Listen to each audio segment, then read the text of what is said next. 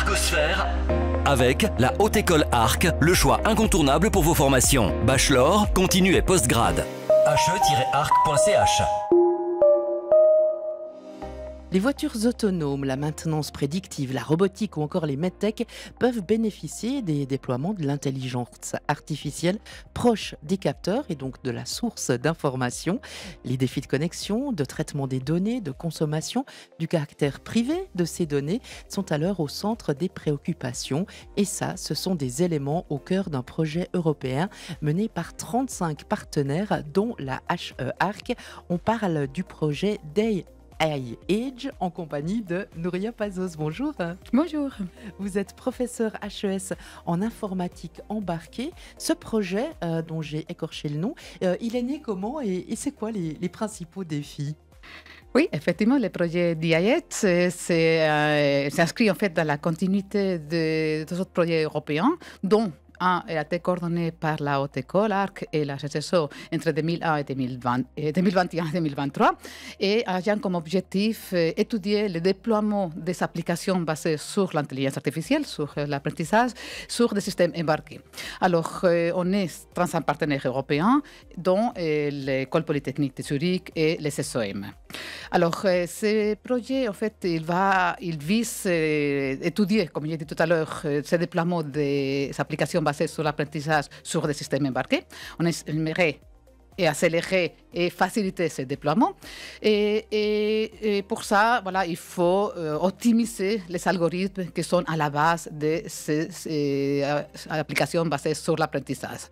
Si on prend en fait l'exemple qu'on utilise quotidiennement sur les smartphones, alors les jeunes, mais aussi les moins jeunes, par exemple des applications de la commande vocale, Alexa ou Google Assist, ou bien les filtres de traitement d'image appliqués par Snapchat, ou bien la reconnaissance d'objets de Google Lens. Tout ça, c'est des applications qui utilisent les capteurs des smartphones, les micros ou la caméra, et qui envoient en fait ces informations, ces données vers des serveurs distants, vers les clouds, pour le traitement. Et après, la réponse revient au smartphone.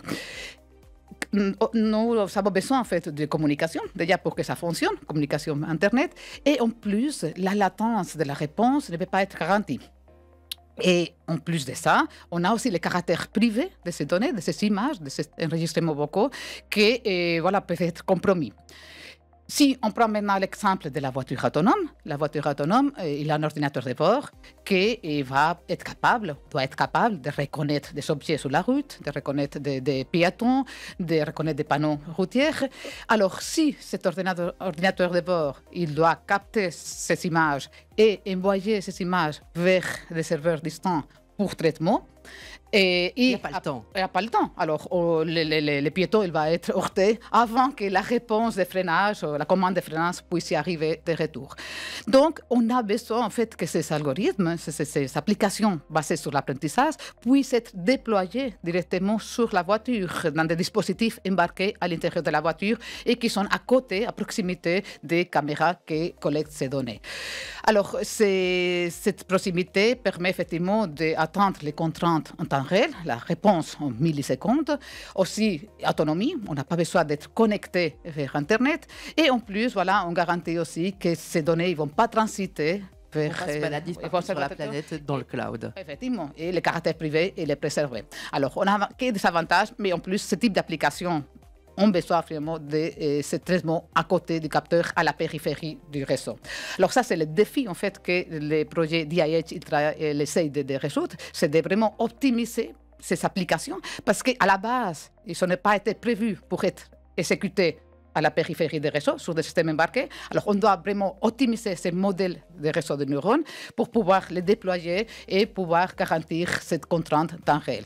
Mais, pour les systèmes embarqués, ils ont des contraintes au niveau mémoire, puissance de calcul, énergie. Alors, voilà, il faut quand même faire beaucoup de recherches pour pouvoir les adapter à ces systèmes embarqués. Alors, dans le cadre du projet, on a des architectures aussi matérielles, des accélérateurs neuronaux qui vont être mis en place pour pouvoir accélérer ces applications. Donc ça, c'est tout le travail qui est mené à la HE Arc Ingénierie.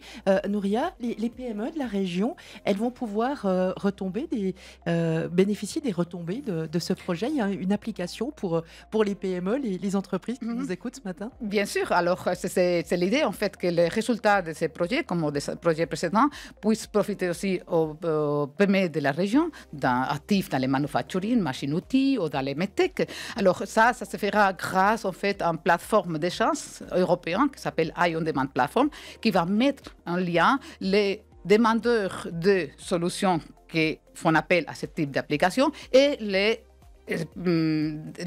personnes qui offrent des solutions ingénieurs qui offrent des solutions pour cette application. Alors nous, directement, en fait, on travaille déjà avec des PME de la région pour vraiment résoudre ces défis techniques. Et si je peux citer quelques exemples, dans le monde de la machine-outil, par exemple, pour la maintenance prédictive, alors pouvoir déployer à côté des drives, des axes de la machine-outil, des algorithmes de maintenance prédictive qui utilisent les IA sur l'Edge, aussi des applications dans les medtech pour tout ce qui est prédiction des signaux vitaux, par exemple, mais qui puissent être vraiment exécutés à côté du capteur dans les wearables, dans la montre connectée par exemple, ou bien des applications de contrôle qualité pour aussi toutes les pièces qui sont usinées pour garantir qu'ils n'ont pas de défauts géométriques ou de surface. Alors là, on peut anticiper et détecter ces anomalies directement à côté de la caméra par exemple de contrôle qualité. Ben voilà, des applications, une recherche et de multiples applications à venir. On vous remercie pour toutes ces explications. Je vous en prie.